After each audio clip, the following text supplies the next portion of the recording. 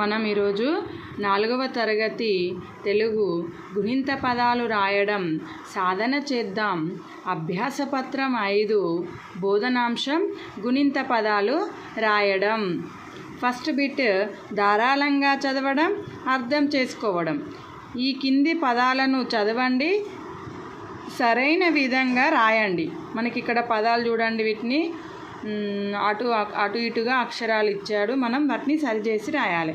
ఫస్ట్ది యాక యాక, next రమిప, third one గడమి, ముగన, పురుతు, గమ్రు, రుగుపే, పావే, దామైకు, గరంబోం. ఇట్లా ఇచ్చింది కదా, వీటిని మనం సరిచేసి రాయాలి. యాక ఇదేమవుతుంది చెప్పండి? కాయ. అర్థవంతమైన పదాలుగా రాయాలి, ఇవి అర్ధరహితంగా ఉన్నాయి.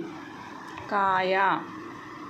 నెక్స్ట్ వన్ రమిప అంటే మిరప. మిరప.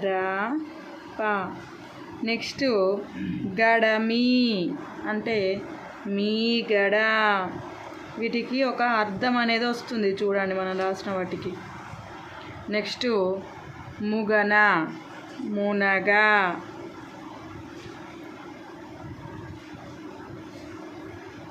కురుతు,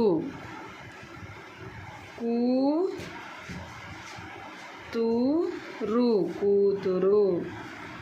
నెక్స్ట్ గమ్రు, మృగం. నెక్స్ట్ రుగుపే, పెరుగు.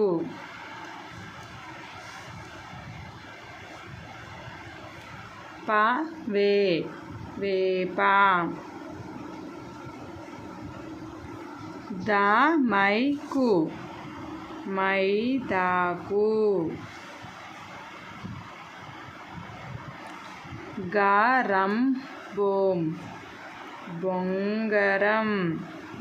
ఇక్కడ చూడండి మనం రాసిన పదాలన్నీ అర్థవంతంగా ఉన్నాయి, వాళ్ళు ఇచ్చినవి గజిబిజిగా ఉన్నాయి.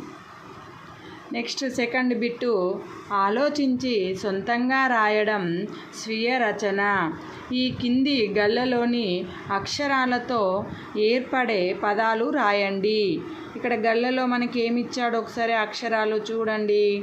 ఆ, పా, ఊ, తా, వి, గో, లు, కో, డా, డి, గు, బా, డు, సే, పా, రం. వీటితోని మనం పదాలు తయారు చేయాలి. ఇక్కడ చూడండి ఆవు, ఆవు.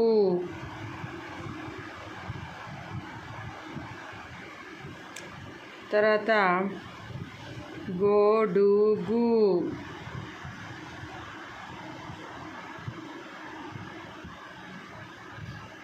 ఇంకా కోడి, ఇంకా బారం,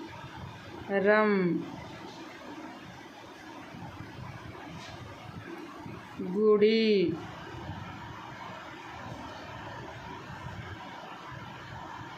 ఇంకా పాలు,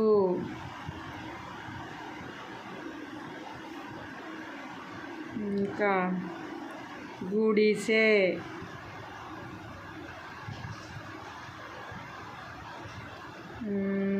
ఇంకా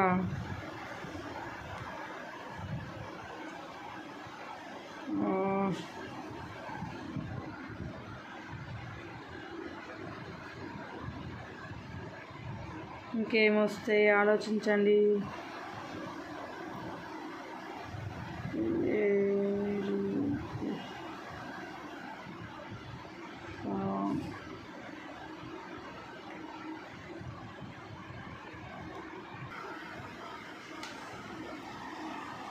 కోడలు, తాడు పాప ఇంకా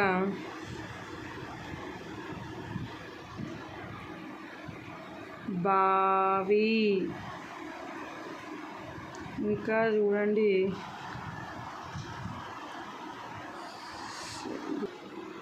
గోవు ఓకేనా ఓకే పిల్లలు